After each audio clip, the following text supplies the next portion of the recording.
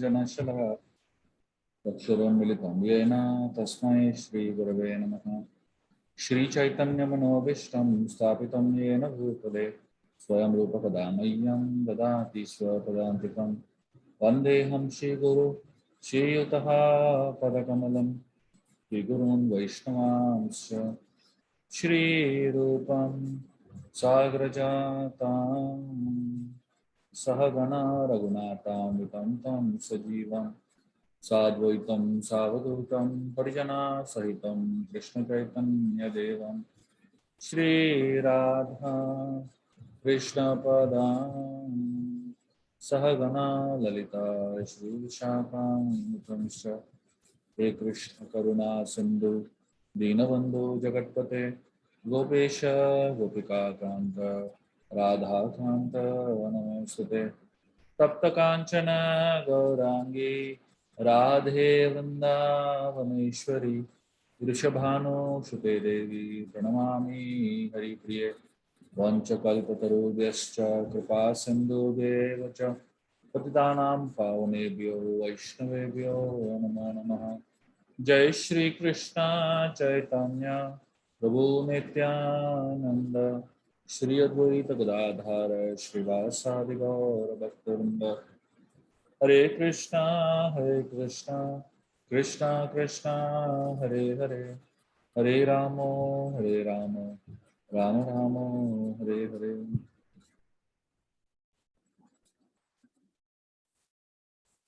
Hare Krishna. Very, very happy and grateful to be amidst all of you here on this Gita class once again. We are on chapter 2 of the Bhagavad Gita now, entitled as Contents of the Gita Summarized. So we are now getting into verse number 5 of the second chapter. I'm going to chant the verse and you all can repeat after me. You can be a part of the chanting. For all those of you all who can keep their cameras on, please do keep them on. It will always be useful and very helpful to understand your absorption. Gurun hatva hi mahanubhavan shreyo bhoktum bhaikshyamapi haloke hatvartha kamamstu gurun yaiva bunji abhogan rudira pradigam. This verse, Arjuna is speaking to Krishna, and it means he's saying it would be better to live in this world by begging than to live at the cost of the lives of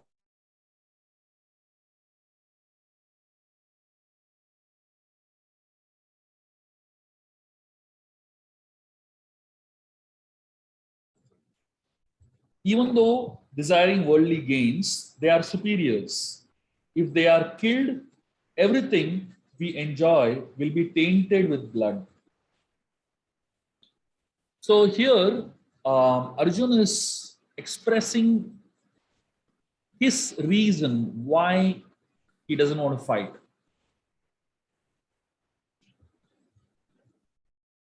There are two things we often come across in our lives. One is chitra, or a portrait, painting, right? And second is darpan, or a mirror. We all come across portraits in our life, paintings in our life. We come across mirrors in our life, right? A portrait is past come alive. Some event or some, you may have posed somewhere and somebody did a painting of you. It's a past that has come to life. But a mirror shows us your present. The mirror shows you what you are right now. The portrait shows you what you were in the past.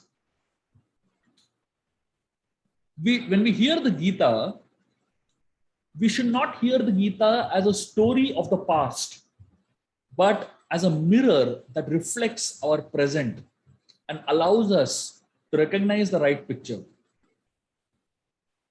When we hear what Arjuna is trying to say, we should not feel that this is a story of Dwapar Yuga, but it's a story of yours and mine, and it reflects our current time.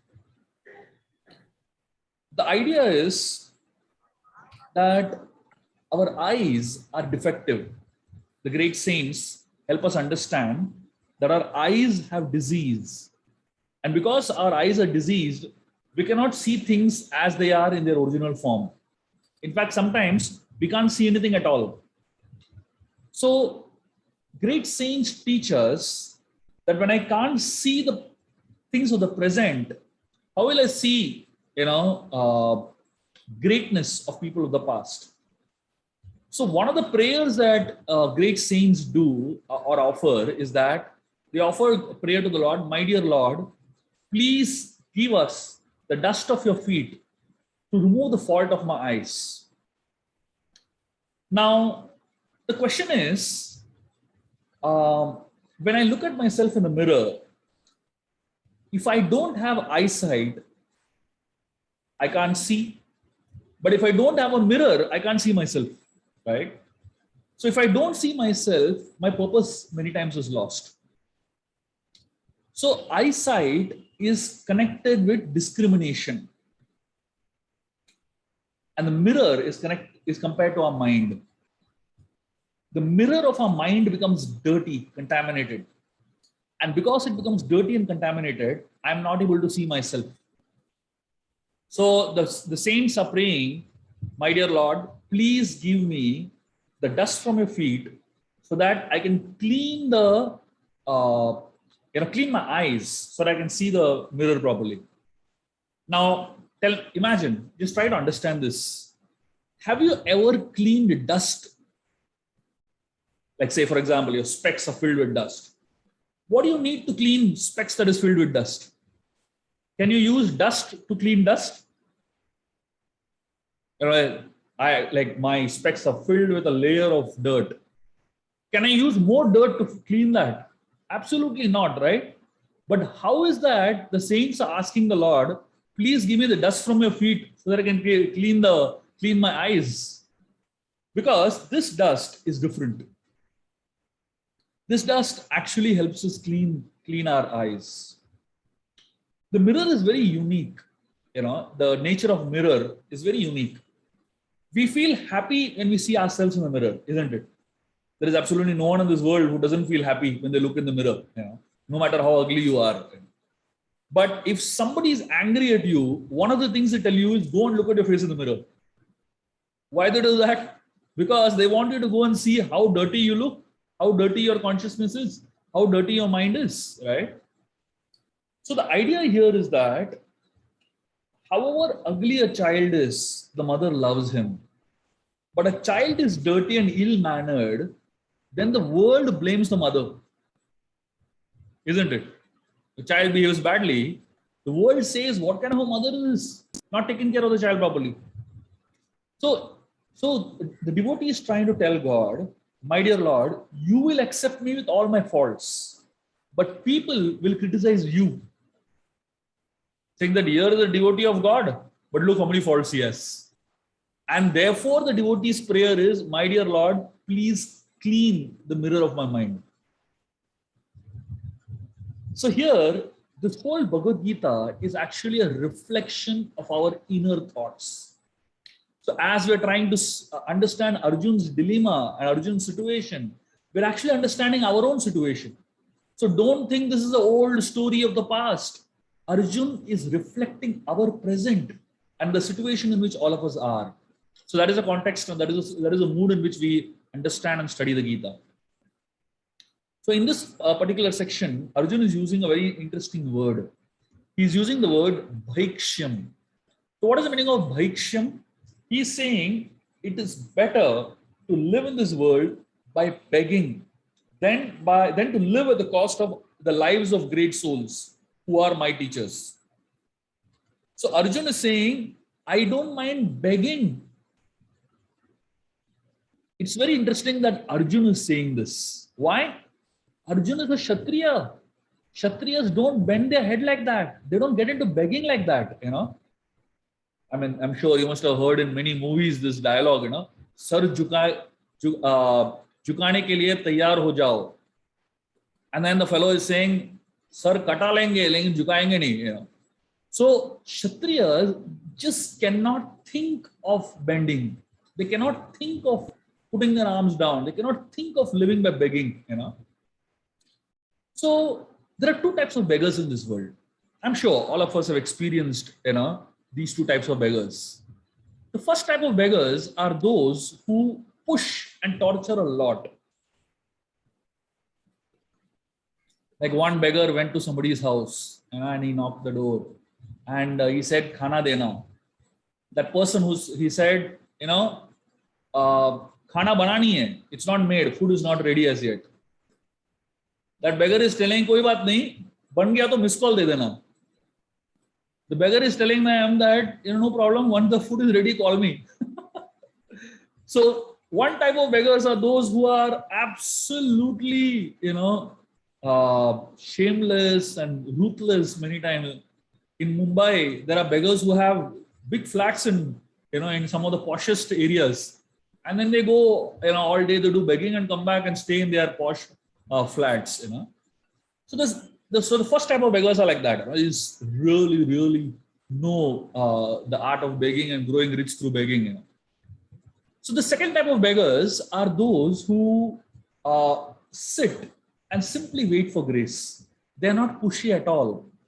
They don't demand, but they command attention by their genuineness. So when we look at beggars who are begging, Bhagavad Gita helps us understand the mindset behind begging also.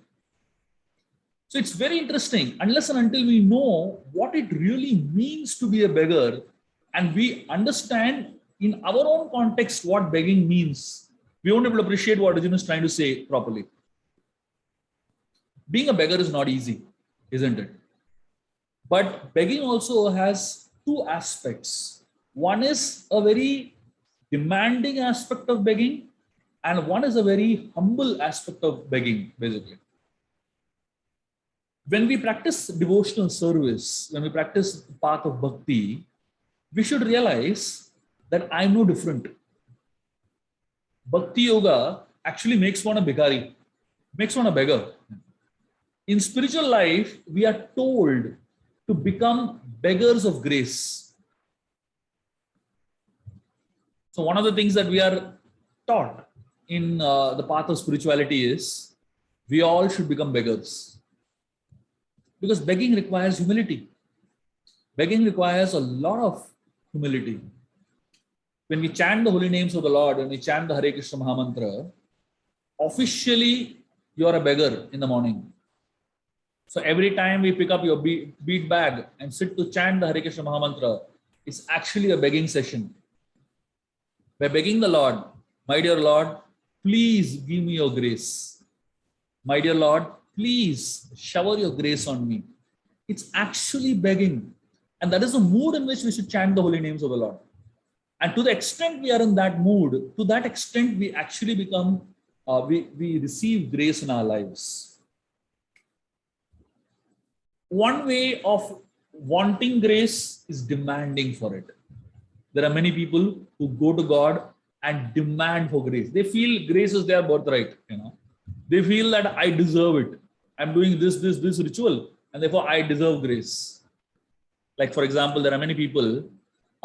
If you have seen, anyone who dies, it's mentioned Swargavasi, Vaikuntavasi, all that. Even if that flows a mafia don, still they will write Swargavasi, Vaikuntha. I mean, as if that grace is his birthright or something like that. That's not how grace comes into our life. We can't demand for it. We can't command for it. We have to beg for it. And that is the mood in which Arjun is right now, So he is in the mood of begging. Why? And how is he able to be in this mood of begging? Because he is a devotee. It's natural for him, natural for Arjun to think of something like begging. Because that's what his natural propensity is, to beg. But not as a Kshatriya. From a point of being a devotee, that's fine. That mood of begging is fine. But as far as his duty as a Kshatriya is concerned, it's not at all fine. So Arjun is saying here that Gurun ahatva hi mahanubhavam shriyum bhoktum vaiksham apiyaloke hartvartu kamam tu guru niheva Bunjiya Bogan Rudira Pradigdan. So the word Rudira Pradigdan means my hands tainted with blood.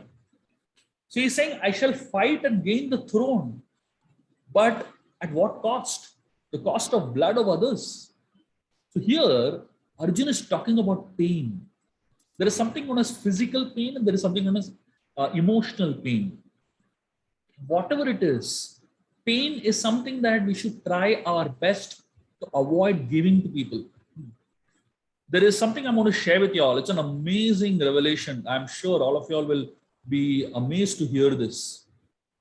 When we talk about, the idea of vegetarianism, we actually talk one level higher, the idea of Krishnatarianism. That means whatever we offer, it's not just vegetarian, it's actually food offered to Krishna.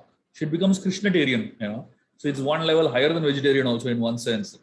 So when we talk about vegetarian food and we talk about trying to avoid meat eating, so a lot of people say that what is the difference? In meat also, in vegetarian also there is harm to plants, there is harm to in meat also there is harm to animals. So what's the difference between the two? I'm going to share with you all something very interesting, which Einstein spoke about. He spoke about something known as the Einstein pain wave theory. And pain wave theory, it's a very interesting theory proposed by Einstein. It never became popular. Why? Because this theory was so radical and so different in its approach that I don't think anybody even registered what he was trying to say. But yeah, this is Einstein's theory. I could have told this in a normal way also, but because the moment I use Einstein's name, people become very serious about the subject matter. So I said, let me tell you the same thing using Einstein's pain wave theory. So his theory says, when you give pain to others, when any animal, any human being, anyone screams in pain, when the person screams in pain, Einstein says the pain waves, when you scream and when you speak, it kind of comes out in the form of waves. It has a certain frequency, right? So Einstein says the pain waves that emit from the mouth of these animals that scream in pain, he says it triggers seismic waves. Seismic waves are the waves that are responsible for earthquakes. So it actually triggers those waves, Einstein's pain wave theory says. So if you actually study the world over, the places where the greatest number of slaughterhouses exist, the highest number of animal slaughter happens, those are the places where the greatest amount of earthquakes occur. And this is again, as I said, it's a very scientific theory by Einstein, and he has proper equations to prove the theory. So now the difference between animal killing and plant killing is very simple. It's all dependent on the central nervous system. So all of us have a central nervous system, and according to the development of a central nervous system, you experience pain. So human beings have the most highly developed central nervous system, and naturally the pain experienced by human being is the highest. And many animals have almost the same central nervous system that human beings have. And naturally the pain they experience is almost same as what humans experience. And as you go down the food chain, you come to the plants, you'll find the plants have the least developed central nervous system. And naturally it means that the experience of pain they have is the least, basically. So our idea is jivo jivasa jivanam. For us to survive, we have to eat something. But the idea is eat something that causes least pain to others. It's not that we can completely avoid causing pain, but cause least amount of pain. And that is why, if you look at actually the fruits and vegetables that we eat, it's actually not killing the full plant also. It's just like when you cut your nails, how much pain do you undergo? When you cut your hair, how much pain do you undergo? It's hardly much, right? Similarly, taking out vegetables, taking out fruits and all it's like plucking the nails in and the hair. It's not causing too much pain also. So the idea is our survival definitely has to be there, but it should be at the cost of minimal pain to others. Now, there are people who are vegetarians who cause minimum pain to others physically, but they cause a lot of emotional pain. So when we talk about trying to avoid non-violence, we are not talking about only non-violence at the physical level. We are talking about non-violence at an emotional level also. So Arjun here, he is very conscious of not wanting to cause pain to somebody else. And that is so very important for human beings to understand, digest, and process as people to really focus on. And Arjun, he's saying, he's using the word Mahanubhavan. This word Mahanubhavan is an amazing word. Mahanubhavan technically means great souls, basically. But the word Mahanubhava actually is much, much higher than just great souls. It talks about your intrinsic nature. It talks about what is your intrinsic nature. And that usually doesn't change. Very behavioral changes are very easy to do, right? So somebody can behave very well, but that's acting. That's technically professional acting, So we are all very good professional actors. In a certain social context and setting, we behave very well. In a certain situation of life, we behave very well. But is that our intrinsic nature?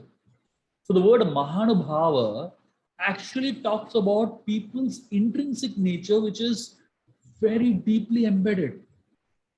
So when you say that, when we call someone a great soul, what it means is that great souls are great no matter what the situation is. Let me give you an example. There was a sage who went to a river to have a bath. And while he just entered into the river, he saw that just next to the banks of the river, there was a scorpion that was struggling. It was drowning, literally drowning, And the sage felt bad for the scorpion. He put his hands, picked up the scorpion to bring it out of the water. And as soon as he picked up the scorpion stung him. The sage jerked his hand and the scorpion fell back into the water.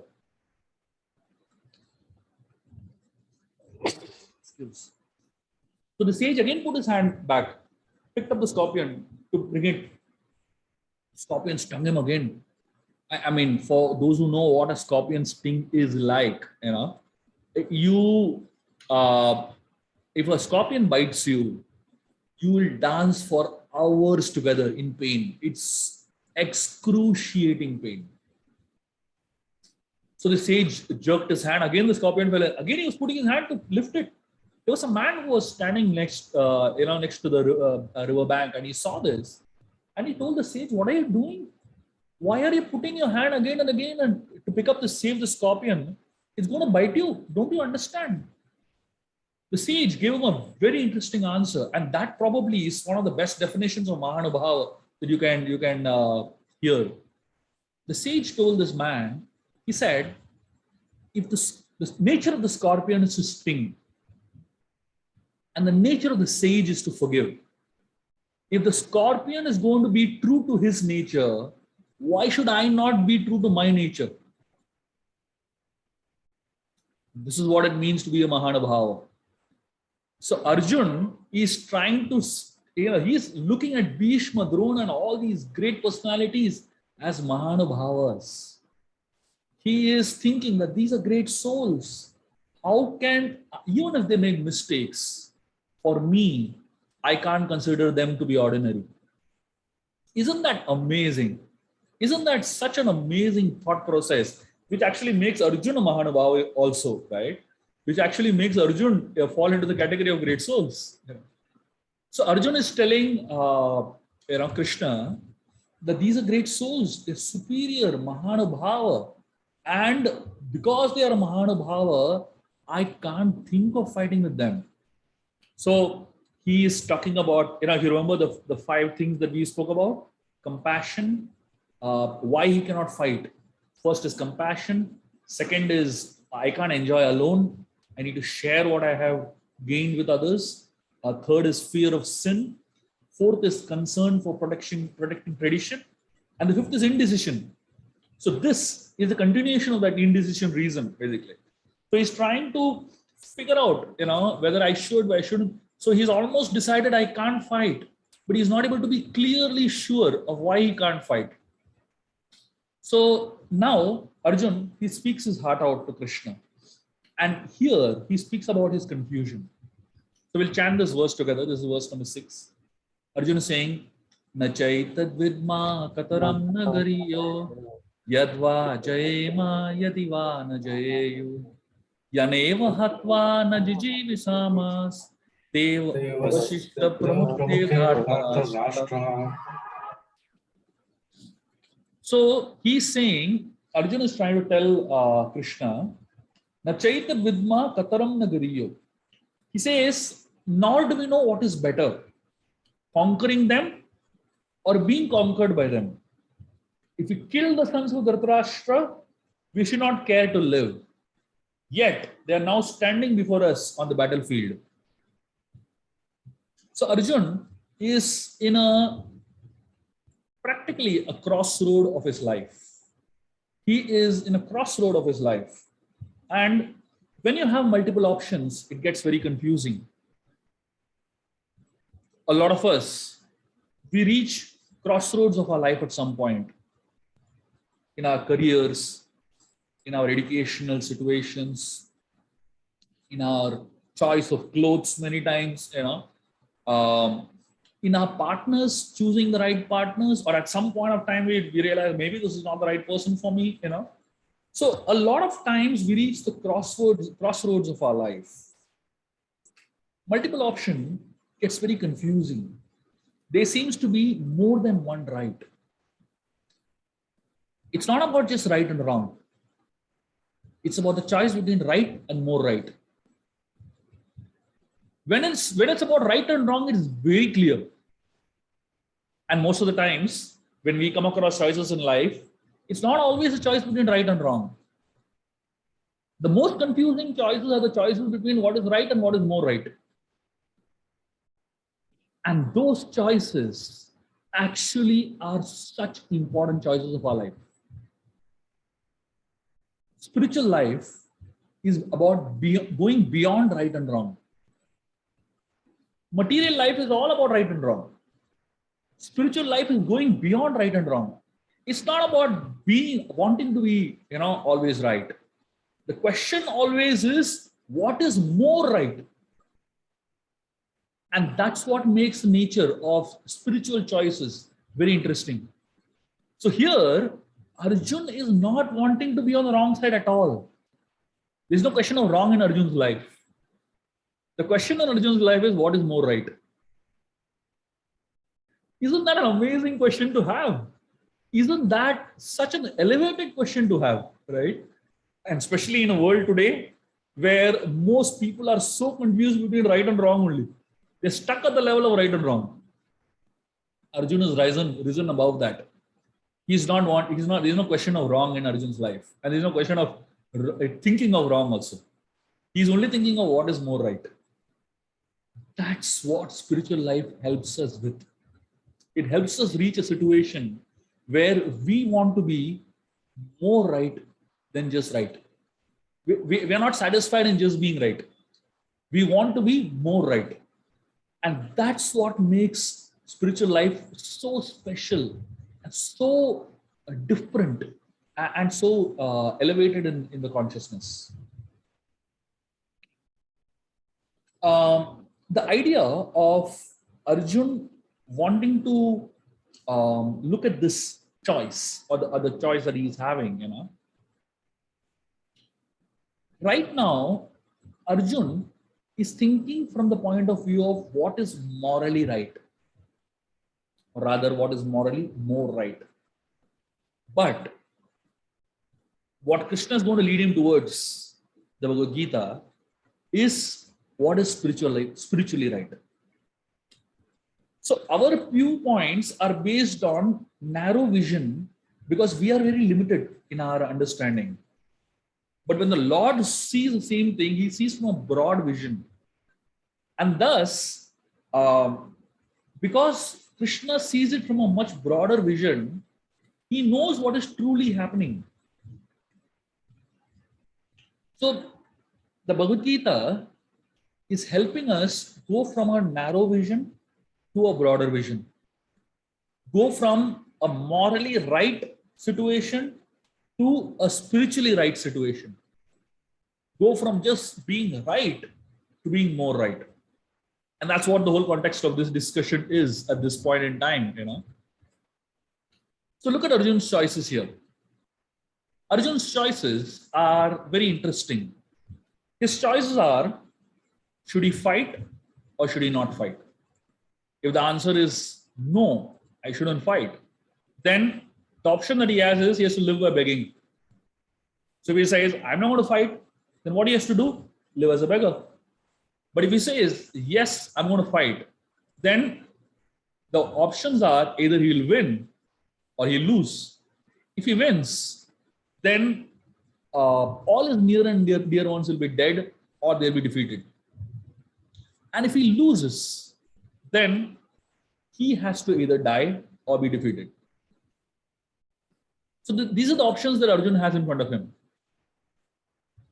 The list of options. And because there is multiple options, there is confusion.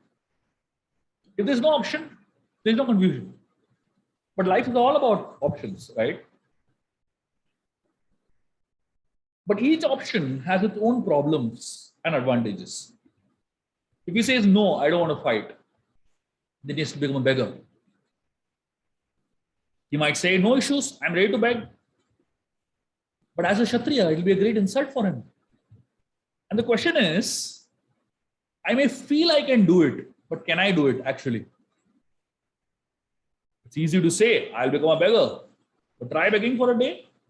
You'll understand, it's not easy to be a beggar at all.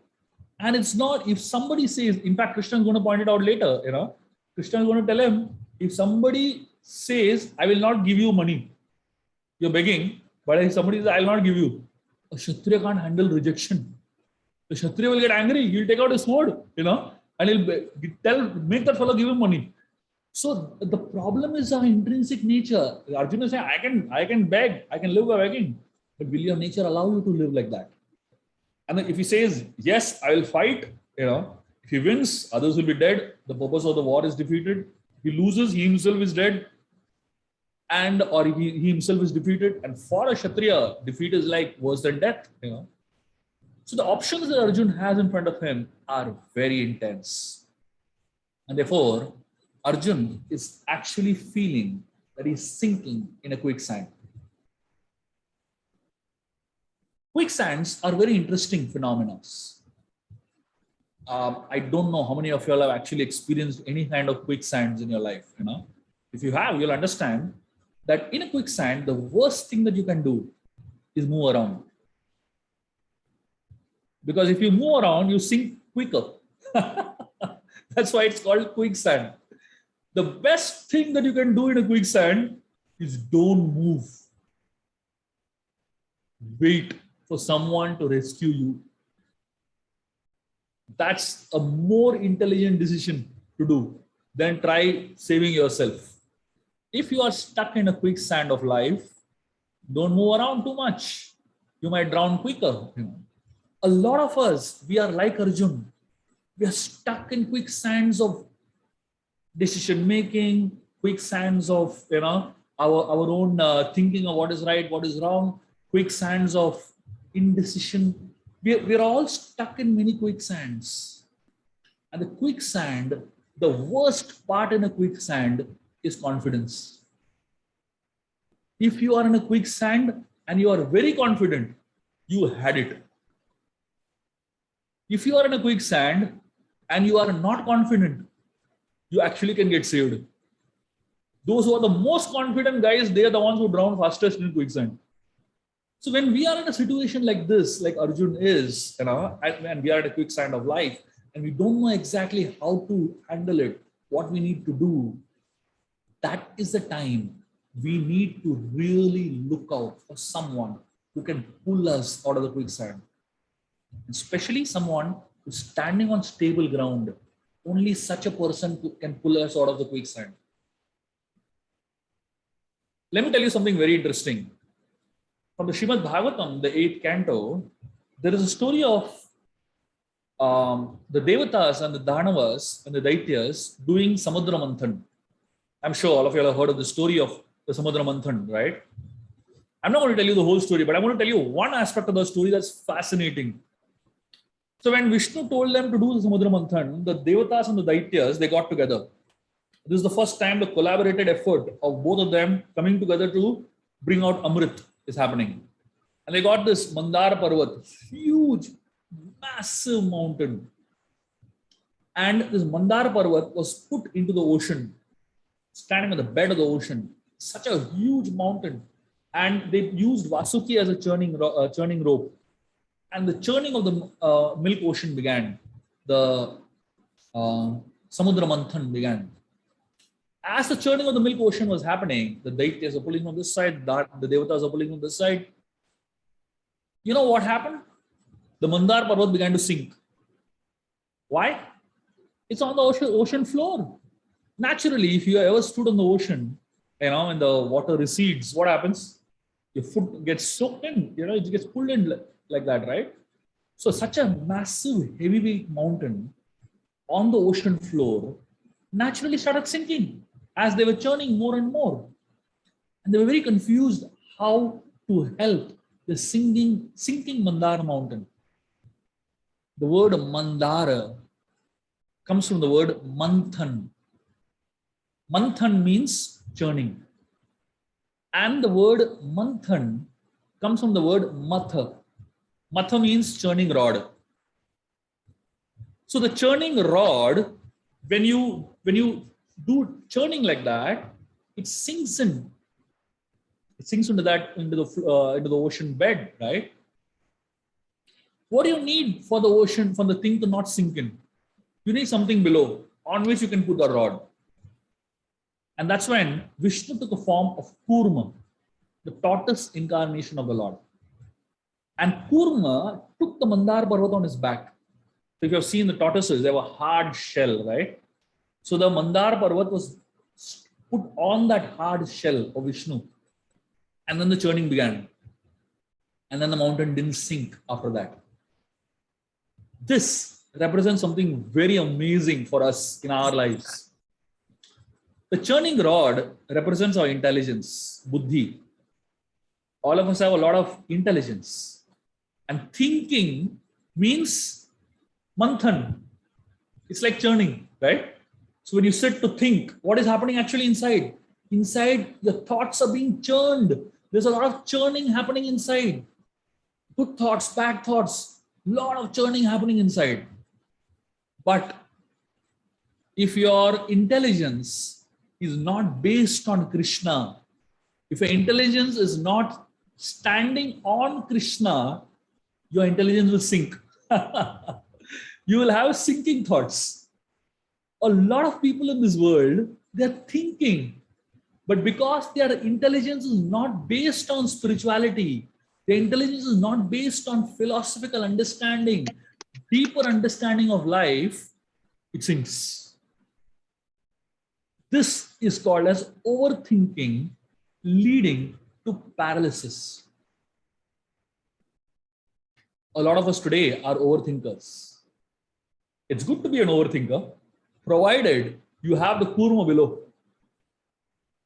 If your thoughts are not based on kurma, the word kurma Bhagavan, this form of Lord Vishnu, he brings stability into your life.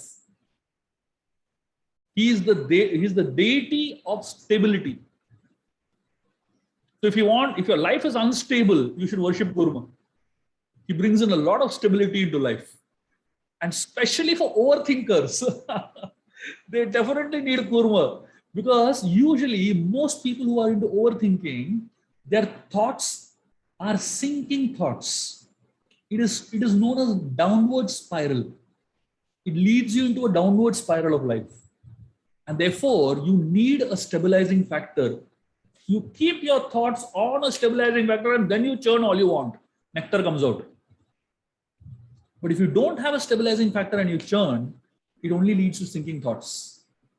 So Arjuna at this point in time, he is desperate. He's churning a lot. But his churning is not leading him to nectar. His churning is leading him to a state of desperation, frustration, what we call as over-analysis. There was one caterpillar. Let me tell you this story, and you remember the story for a long period of time. There was one caterpillar who was an expert dancer, really danced well, beautifully danced. One day, one ant came to this caterpillar and he told him, "Can you please teach me how to dance?" So he asked him, "Do you put your first leg in front of your 100th leg, or do you put your 90th leg in front of your 31st leg? Can you tell me exactly how you put your legs, and you dance so beautifully?"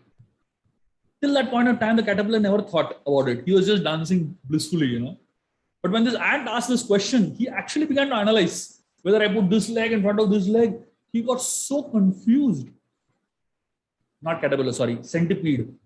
He got so confused that he forgot only how to dance. After that, he never danced. This is known as paralysis by analysis. So sometimes, because we don't have kurma below and we're analyzing so much, that over-analysis actually paralyzes us. What we really need is we need a kurma below us. And that's what Krishna is for Arjuna in the Gita. Arjuna, at this point, is coming to the end of his arguments. Arjuna, at this point, is reaching a state of desperation, confusion, and he is reaching a state of breaking down. But Arjuna has 4 qualifications, which is actually going to help him take the next step. The next verse that we're going to discuss the next time is the turning point of the Gita. That verse that we're going to discuss the next time is considered to be the break point of Arjuna's life. And what is that? What are the qualifications that Arjuna has that is helping him speak the next verse that we're going to hear? Because what he's going to speak the next verse is not easy for anyone to speak, especially for someone who's intelligent. You know what I feel many times? Many times I feel, I wish I was not intelligent. Life is so much easier if you're not intelligent, isn't it? Life is so much simpler if you're not intelligent. And simply because you're intelligent, you make your life so miserable. And Arjuna is intelligent. He is super intelligent. And yet, he has the ability to speak the verse that he's going to speak next. But what is that is helping Arjuna to speak that verse? There are 4 things that Arjuna has in him, which is really helping him to speak, to take shelter of Krishna, to say that I don't know, I need help. It is not easy to say I don't know and I need help. Not at all easy, especially for those who are intelligent. What is it that is helping Arjuna to make that statement, to take that stance, to actually admit that I don't know? These are the 4 things. The first qualification of Arjuna is that he is self-controlled. So the mind is like an animal. It has to be tamed with the help of self-control. When a lion or a tiger is brought from the jungles into a zoo, the lion and tiger, they are like ferocious animals. It's just impossible to tame them. So the first thing they do when they get a lion from the jungle is they stop feeding it. They don't feed it for 3-4 days. And the first day the lion is put in a cage, it's banging the cage like anything, roaring like mad, running from one end of the cage to another, really ferocious. You know what they do? They just don't feed the lion at all. And they don't even look at the lion. Forget feeding it. For the ego of the lion, it's not easy to handle that nobody is looking at me, king of the jungle. The first day, it's like beating around, banging everything. By the second day, it realizes that nobody cares for me. And only when somebody comes around, it roars and all that. Otherwise, it is sitting quietly. After 3 or 4 days, the lion understands that I'm in big trouble. Better I try to figure out what is the way to, survive.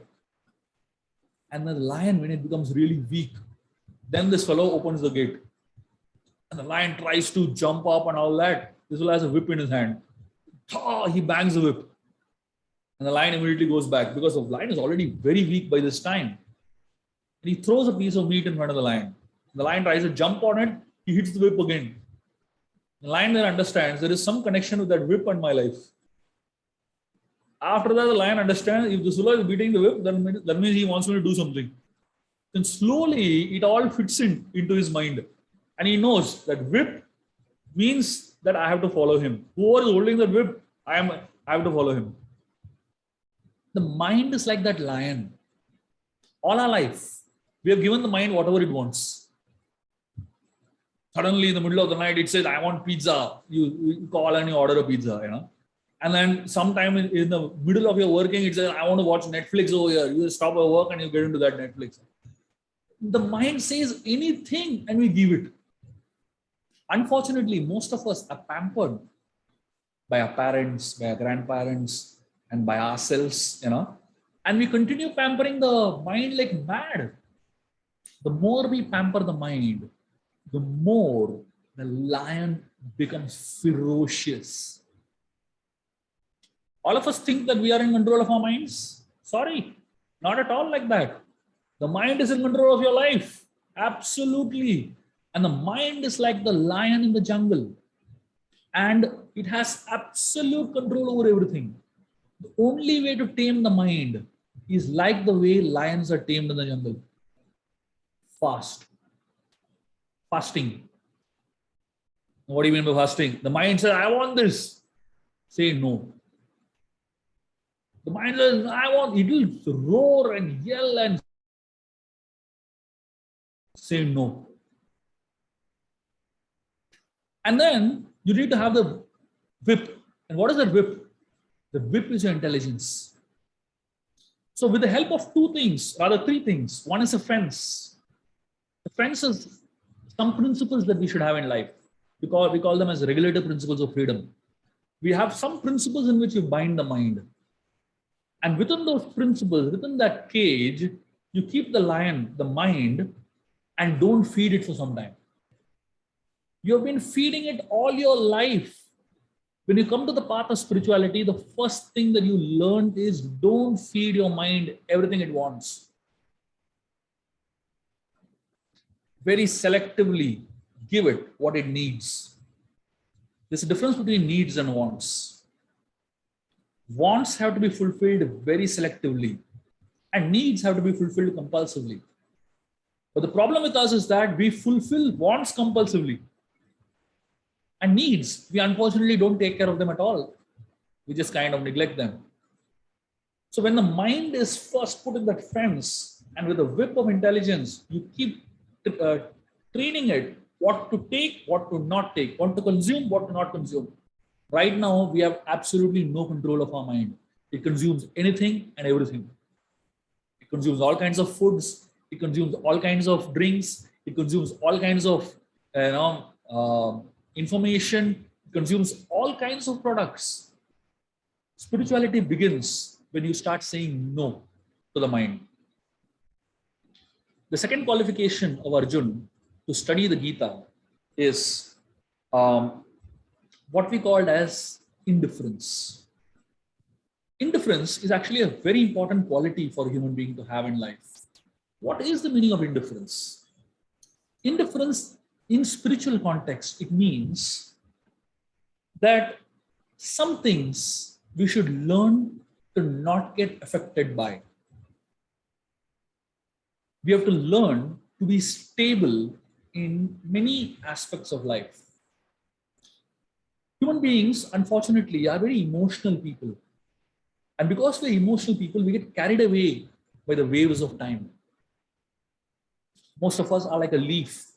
You've seen a leaf from a tree, it falls, and then it blows, and the wind takes it this side, it goes this side. Wind takes it that side, it goes that side. Wind takes it here, it goes there. The leaf has no control over its own life. Human beings should ideally learn to become a little indifferent to experiences that we go through in our life. We get overly happy, we get overly sad. These extremes are actually not good for us. Life is all about balance. I know people, when they go through a sad situation in their life, they take years sometimes to come out of the sadness. And when they get happy, they just take years to come out of that happiness. Life is not here nor there, it's in between. The worst mistakes of your life are made when you are in one of the extremes, either too happy or too sad. In between, you usually don't make mistakes. If people are too happy, they make so many mistakes. The India-Pakistan match happens and India wins by mistake. That night, the worst amount of illicit activities happens in the country. Why? People are so happy, they don't know what to do. They end up doing all kinds of things in their happiness. And the same thing when you're sad. When you're really, really sad, you just don't know what to do. And you end up doing all kinds of crazy things in your sadness. Indifference means in between. Not being affected here, not being affected there. And standing in between is where you can actually analyze life, where you can actually be sober enough to be able to think, having Purma below. The third quality that makes Arjun qualified to study the Gita is known as tolerance. Tolerance is one of the most powerful things that Gita can teach you. In fact, I'm going to do an entire session on tolerance. 1 hour. I'm only going to discuss this topic sometime in the near future. And I tell you, when you hear this 1 hour on tolerance, you will realize. And in fact, this is one of the first instructions Krishna gives Arjun in the Gita. And you'll be amazed how important this message of tolerance is from Krishna. Arjun was tolerant. This is one of his qualifications to be able to study the Gita. Tolerance actually makes us very stable. It makes us very powerful. It makes us unaffected by situations of life. And the fourth qualification that Arjun had to study the Gita is faith. Let me tell you a story. One time, a man walked into a new village. He was entering the village for the first time and he was going to settle down there. He had heard a lot about that village. But when he entered the village, he saw something very strange right at the entrance. He saw there was a huge cemetery. And as he was passing through the cemetery, he saw there were many boards. And in that, the names of people put. And below that, the age of that person was put. 9 years, 15 years, 16 years, 10 years, like that, all ages were. He was pretty shocked to see no one, literally no one in that village lived beyond 20 years. So he was very concerned. He said, what kind of a village is this? He was very, very concerned. So he walked in, met an old man there. He asked this old man, why don't people in this village live for long? Why is everyone dying at 20 years and less? The old man said, I'm 60. What are you talking about? This man said, I saw in that cemetery, everybody's names and ages is put. The old man said, no, that's not how it is. Let me explain. This old man gave this guy a very interesting way of looking at life. He said, in our village, we have a policy. Anyone who's born in our village, as soon as they're born, there is a diary created, small notebook created. And in that notebook, it is written down how many hours this person spends every day doing good things, attending satsang, doing some good activities, chanting the holy names of God. It's actually written day by day. And at the end of a person's life, when a person dies, all that is calculated. And that is a person's age, according to us. And that is the age that is put up over there, So if a person, below his name, it's written 20 years, that means that is the number of years he has actually spent in satsang, doing good things and hearing good things. And according to us, that is the real age of a person. All of us, whatever our age is, that external age is something very different.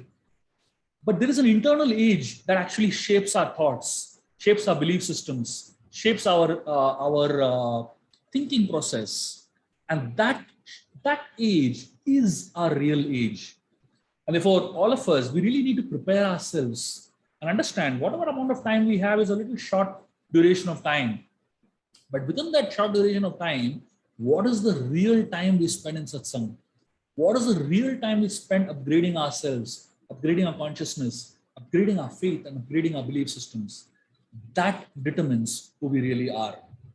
And therefore, this whole idea of wanting to understand, you know, our connection with God, what our purpose of our life is, what really we are meant to do in this world, that's the true sign of faith. So these four qualifications make Arjun very special and a person who is truly a recipient of understanding the Gita. Now, from this point onwards, we are actually entering into the message of the Gita. The next session will be the session where Arjun officially declares Krishna to be his teacher, officially declares Krishna to be someone whom he wants him to guide and direct in his life.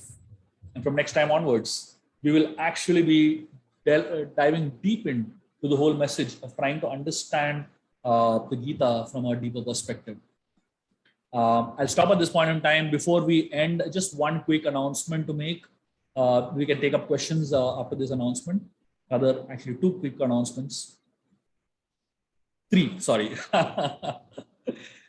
One is that I think sometime back we had declared that we are taking a yatra to Vrindavan in December. So I just thought I will reiterate this for all those of you all who are a part of this Gita classes. Either you all are here physically or you all are hearing the recordings later. I would like to announce that we are planning a very, very beautiful pilgrimage yatra, a trip to Vrindavan in December, between 23rd of December to 30th of December.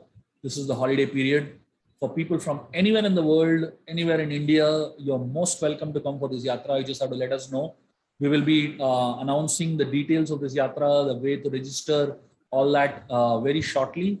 And of course, I'm giving the priority for coming for this yatra to this group mainly because if the moment I declare it outside, it will just go out of my hand. So I'm first going to be waiting for all of you to register and come for this yatra. The trip will give us a lot of time to spend with each other in satsang. So it'll actually give us a lot of time to be together. I'll be available throughout the yatra, all day, all night. You all can walk into to me and just talk anything, and we can connect personally. And also, this is a great opportunity to bring your families, those who are attending alone and would like to introduce your families to the process of Krishna consciousness, to experience these classes. You're most welcome to get your families and children to be a part of the yatra. I spend a lot of time with kids in the yatra. Most of the time I'm actually with kids only. I'm playing with them, telling them stories and having a fun time with the kids. And then of course I give time to adults also. So we have very elaborate classes on a daily basis in Vrindavan. I will actually take you all to different holy places of Vrindavan. These are places you will never ever see if you go on your own to Vrindavan. These are places you will never understand the significance of if you go on your own to Vrindavan. So in every place we will actually be having katha. We'll sit in those holy places and describe in detail. We'll be doing Govardhan Parikrama together. We'll be doing Vrindavan Parikrama together. We'll be doing a lot of amazing things, and they'll be the most unforgettable days of your life. So I'm telling you all well in advance, like almost 7-8 months in advance, so that you can plan your holidays with us, and you can block your calendars right away. That's the first announcement. The second announcement is for many of you all who are already a part of the Japa Inspiration group in Telegram. I'm sure you all are hearing these audios that I drop on a weekly basis. I try at least twice a week. Sometimes it's once a week, but at least once a week I try to drop an audio on the Telegram group. Please listen to these audios. And for those who are not a part of the Telegram group, please do join in. Unfortunately, from Telegram, you can't forward it anywhere. So you won't receive it on WhatsApp. You won't receive it anywhere else. It's only in that group. It's just 2 or 3 minutes of wisdom thoughts, but it'll really help you in your week. Especially I drop it on weekends mostly so they can hear peacefully. So if those are not part of the wisdom of the Japa Inspiration group, can join in there.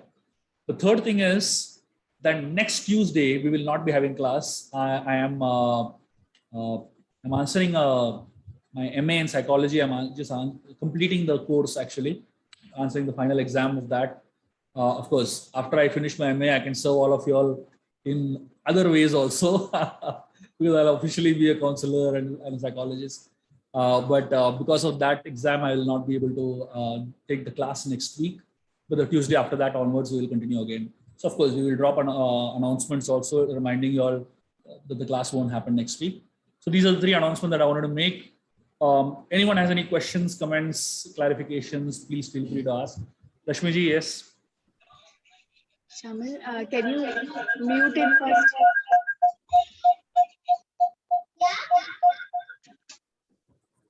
Yes. Prabhuji, Hare Krishna Prabhuji, Dandavat Pranam. Prabhuji, I want to ask you that you were to start a group for kids also. So we will be dropping some announcements on that also soon. We got the names. We got the names of those who are interested. We're going to be dropping details of it soon. And another thing, Prabhuji, you talked about innate nature of a person. For example, if supposing someone wants to, what is the meaning of innate nature? Like हम गुस्सा करते हैं, वो हमारा innate nature है क्या?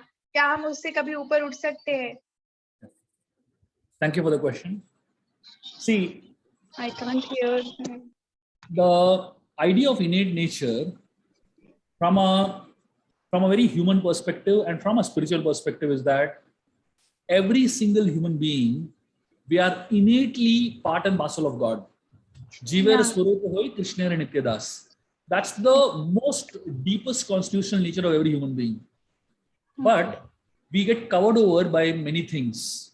And because we get covered over, that innate original spiritual nature gets buried, or rather gets hidden from our society, our life, as well as from other people's lives. So people can't see that innate spiritual nature. But at the same time, it is there. It is not gone anywhere. It just requires a little bit of spiritual practices. It requires a little bit of help in completely overcoming the false nature that we have acquired and bringing back the original spiritual nature. Okay. Right? Yes, Prabhuji. Yes. Thank you. Rashmi? Yes. Thank you, Prabhuji. No, there's another Rashmi. Yeah. Okay. Thank you, Prabhuji. It was a very insightful session as usual.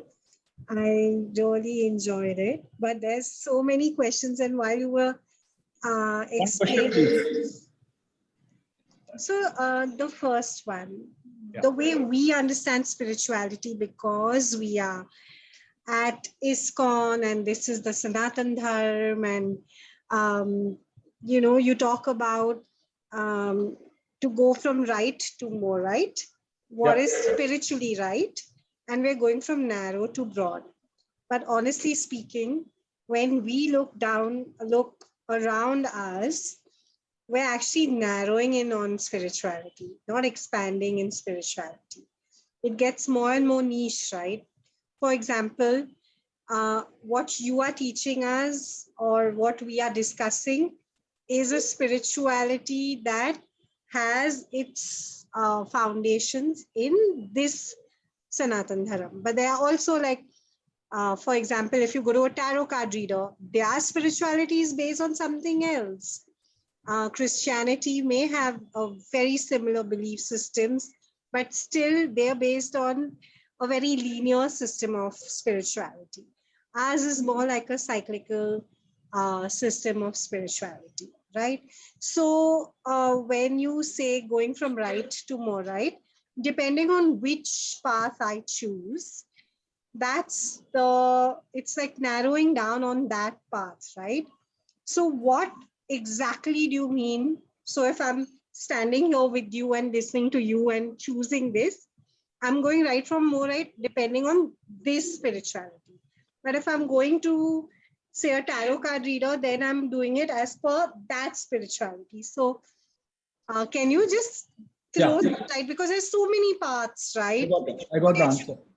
So I'm going to tell you in essence, but you will get a detailed answer in chapter 4. When we reach chapter 4, I'm going to have an entire discussion on choosing your path.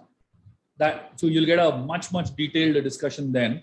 But I'll tell you something now that will give you enough thought to ponder upon.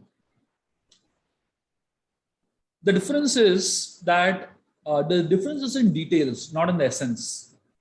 The essence of all religions, the essence of all paths, the essence of all spiritual pursuits is the same, which is loving God and loving everyone because they are all children of God. That will never change.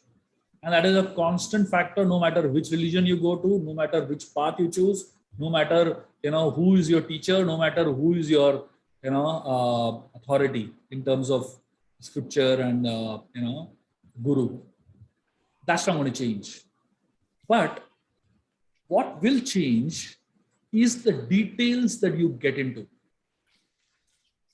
It's like elementary school mathematics versus PhD level mathematics. So there are some people who can only handle elementary school mathematics. 1 + 1 is 2. That's the level at which they are. So for them, you get spirituality at that level only. But for somebody who is a little more advanced in understanding of mathematics, they have a much higher level of mathematics that they are exposed to. It doesn't mean that the lower level is wrong. It doesn't mean that the higher level is right. It simply means that both the levels are right for that person at the level at which that person is. So you decide what is the level at which you are, and you come, and there is something available for you. Sorry. Thank you. Anyone else? Any other questions, comments, please?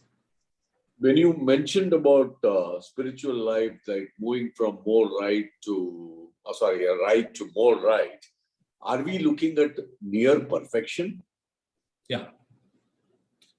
So spirituality is a path where we are all imperfect people tending towards perfection.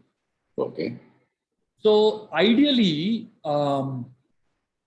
spirituality helps us develop godly qualities. So the more we are spiritually elevated in our consciousness, the more qualities will manifest in our being. So right now we may have, say, 1% of the qualities of God. But as we grow in our spiritual understanding, we will actually experience more and more of the divine qualities manifesting in our being. That's the proof that actually spirituality is helping you progress. You will actually be amazed as you stick to the path of spirituality and continue practicing your spiritual path. You may not feel a change in yourself, but everyone around you will see that you are changing. You're transforming into something more holistic and something more powerful, basically. The transformation is very visible. Personally, you will see the transformation manifest in the form of happiness in your lives.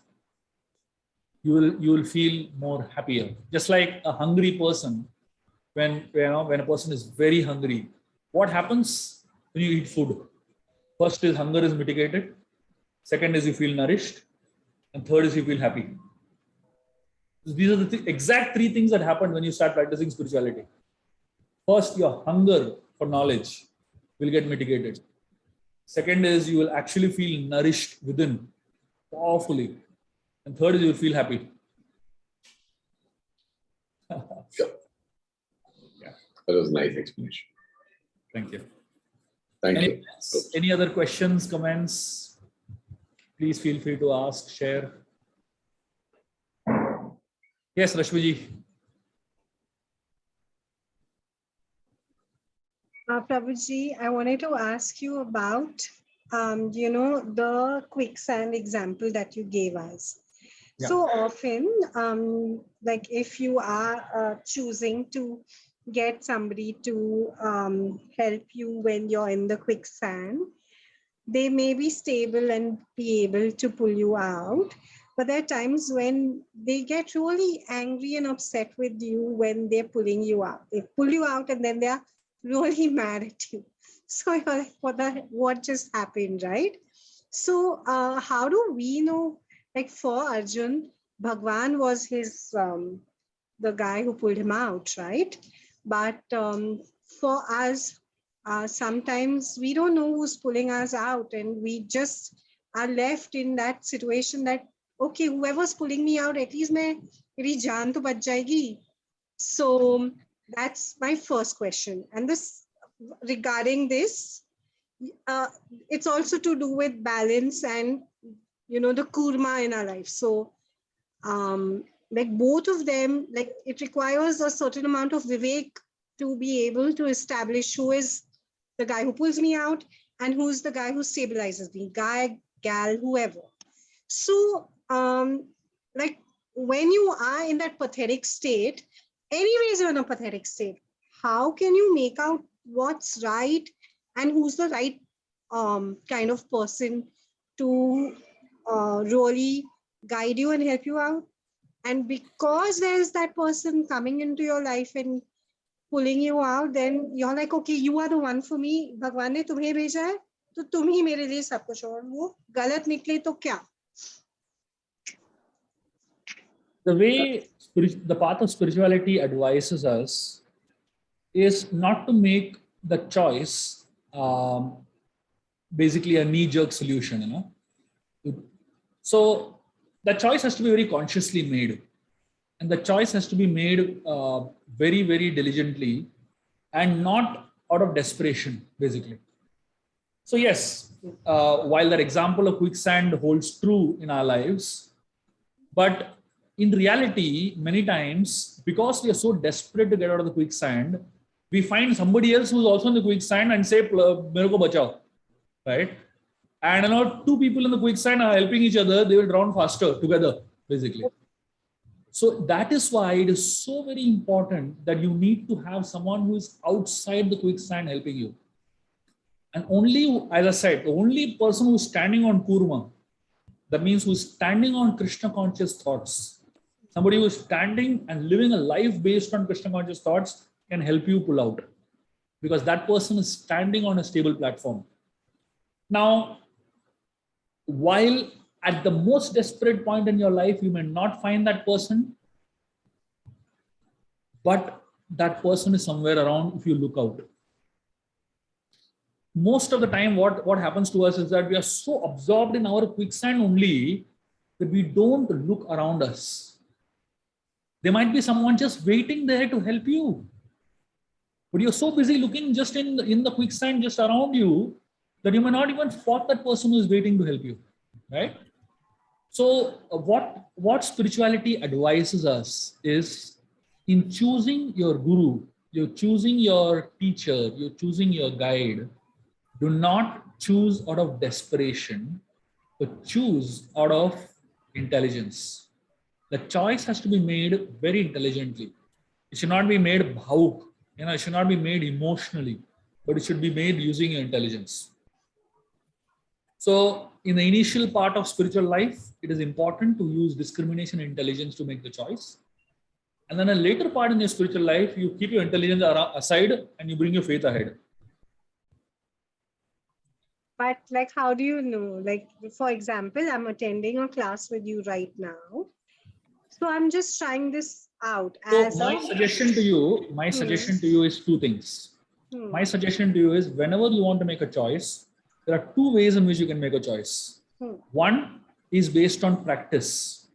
When you practice something that is being taught to you, that is being shown to you, that is being given to you, with that practice comes realizations. So usually what happens, people just attend classes, but they don't go and practice anything that is being told. Like we're recommending chanting of the holy names of the Lord. We're recommending so many things that we have. If you have heard the Journey of Self-Discovery course, you would have had recommendations that I have given at the end of the course. It's a very clear recommendation. Yes? Yes, sir. In fact, I've been very diligent. Wonderful. Whatever was recommended has been like clockwork followed, Super. So first is, when you follow what is recommended, that practice will give you experiences. Yes. That experience is your first proof. that I'm on the right path. The second proof that I'm on the right path is in the confidence that the scriptures give you. See, all of us as human beings are flawed. Every human being is flawed in this world. But the scriptures are not flawed. The scriptures are always perfect and they're complete. So the Gita, we are studying the message of the Gita. The book itself is your second guide. So as you're hearing the message of the Gita, you should go and actually start reading it. When you start reading the Gita will give you much more clarity than you really need. And of course, the third is sadhus. Sadhus are people who are, wise people around us. They also give us a lot of inspiration, wisdom, and knowledge. So these three together will help you find the right path, the right choice. Ultimately, it's your conscience that needs to take a call. You'll never find like 100% proof. Okay, so three things you said: follow what is being taught, Correct. and experience it for yourself. Correct. Second, read the Gita, and third is be in satsang with sadhus, right? With sadhus. So when would you be a sadhu? Pardon? Would you be a sadhu? Sadhu is not just about a post or a position or anything like that. Sadhu means people who are living based on higher principles in life. You could be a sadhu. Anyone potentially in this group could be a sadhu. Sadhu simply means someone who is living life based on higher principles. As simple as that. How would we know? Like you assume that there's a sadhu and then he doesn't turn out to be a sadhu. Then what? See, the thing is, Ravan was disguised as a sadhu, right? Yeah, exactly. So the point I'm trying to say is that you don't have to find one sadhu. You can find 1,000 sadhus. You won't find all 1,000 sadhus are Ravan. True. There will be at least 50 genuine sadhus there out of the 1,000, right? Good enough? You're looking for one? Yeah. As simple as that. Okay. Four? Hare Krishna, Prabhu. Thank you for your wonderful session. Prabhu, I would like to ask two questions. The first one is based on the example of the Kurma Avatar, that we have to, anything that we do, our decisions and thoughts need to be based on Vishnu or in consideration with Krishna. So if you could elaborate more with respect to say, I'm confused about those, when I try to apply with respect to my job or those things, or anything that comes in our life when doing something. I would like to understand from you, that's the part. How do we, what are the parameters that we consider or the thought process? The second thing is, I think you are going to take the session on tolerance more. This is about the sadhu's example of the scorpion biting him every now and then. Scorpion now has, we can also understand that it has got a nature that it simply stings.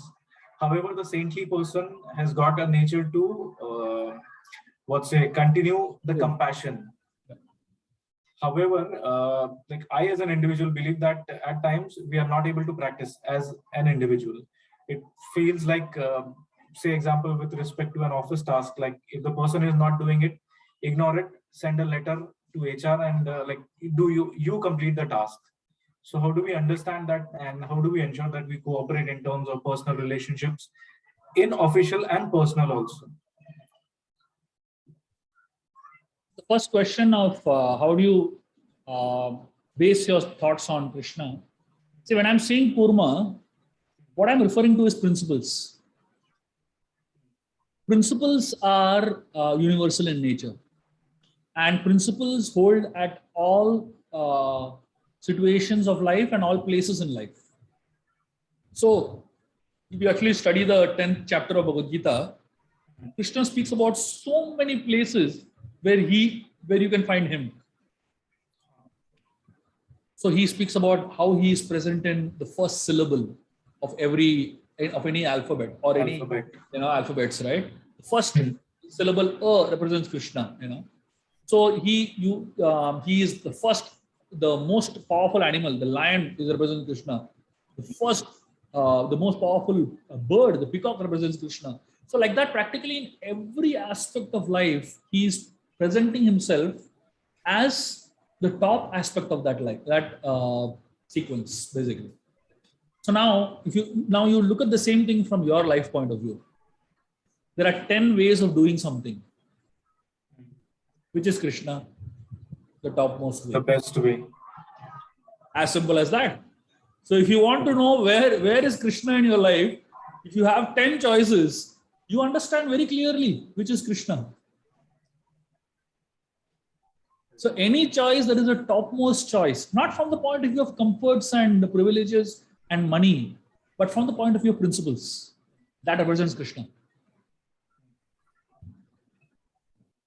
And anyway, there is compromise.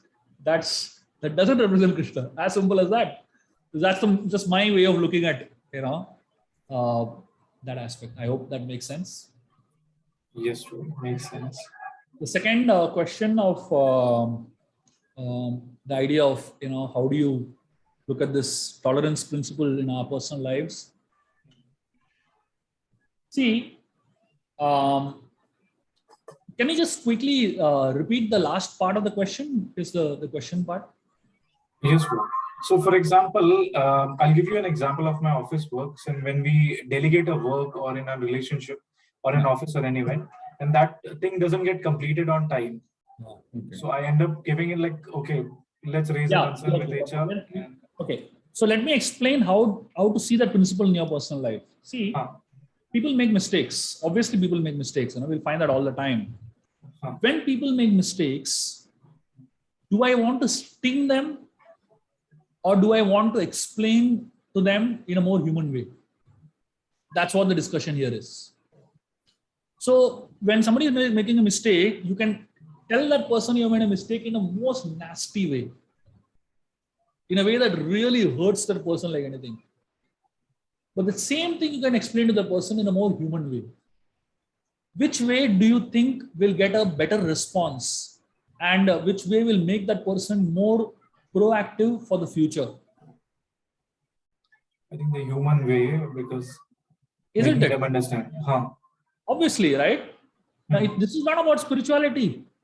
This is simply about the way human beings work. The nature of a person, you get the best out of a person when you treat the person nicely. You get the worst out of the person when you treat the person badly. Same thing. So when somebody is behaving badly, it doesn't mean I have to behave badly to counter that person. If I behave badly, you will get only the worst out of the person out. But if I behave well, you potentially can help that person never make the mistake again.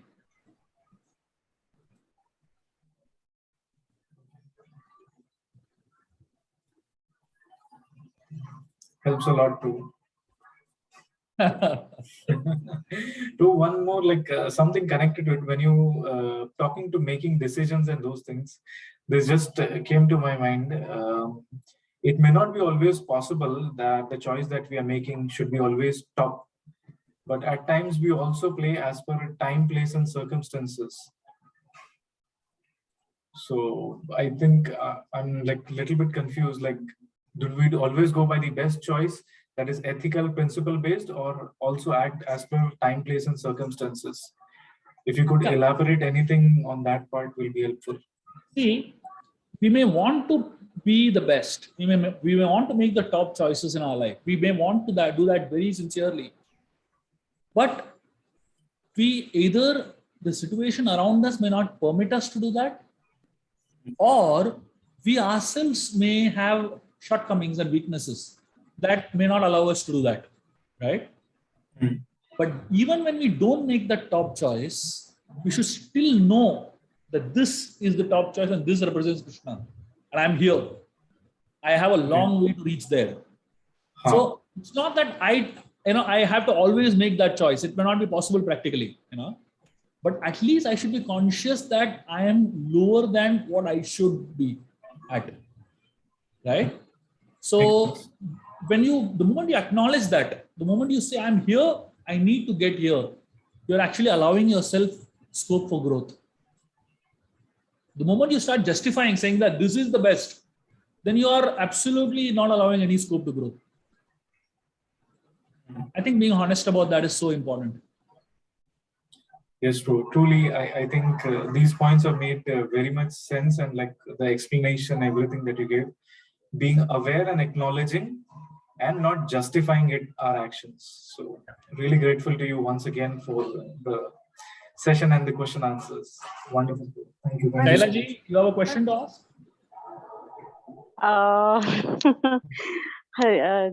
Radhe Krishna. Actually, I have many weird questions, so sorry. Actually, if हमने जैसे बोला कि वो बिच्छू काटता है, उसका nature है, तो उसको लेट गो करना चाहिए, उसको माफ कर देना चाहिए. तो वैसे ही ये जो जिन्होंने द्रौपदी का वस्त्र हरण किया था, उनका वो नेचर है, तो उनको क्यों नहीं माफ कर देना चाहिए? उनके साथ क्यों युद्ध करना चाहिए? I'm so sorry. Thank you for the question. Ji, thank you so much. So, if you actually study the Mahabharata, Krishna did try his best to forgive them. It's not that directly yuddha shuru kar diya. Krishna tried his best to forgive them. He went out of his way to forgive them. And in fact, Arjun and the Pandavas also tried their best to forgive them. They just asked for five villages. That's all they wanted. Right. Only after trying their level best, only then they took war as the last means. And plus, even that war was not for their benefit. See, there is a very big difference between you and me as individuals and a king when he makes decisions. Okay. When you and me make decisions, our concern is mainly for our family at max. But when a king makes a decision, his concern is for an entire country. So some decisions that the king makes may seem to be harsh, but they're actually kind from a long-term point of view and for a bigger number of people. So apparently it might seem that he is very unkind to a few people, but for that few people, that unkindness actually is helping to be kind to a greater number of people. So that's the way I would look at it. Okay? So why not kill those all 20 or 25 people and not do the yuddha? See, I'm so sorry. I have so many questions in my life that I know this is maybe not the right platform. I don't know. But you're most welcome to ask questions. That is the reason we're having these classes. No okay. problem at all. So the thing is, the political scenario in such things, it's not so easy to only select 25 people and go and kill them. They are a part of a country. You can't do like that. You can't just take those 25 separately and kill them. That's what Ram did with Vali. There was only one bad person in Kishkinda. Everybody else was good. So Ram only killed Vali. But in Lanka, Ram didn't do the same thing. Ram killed Ravana and his whole group, all the Rakshasas.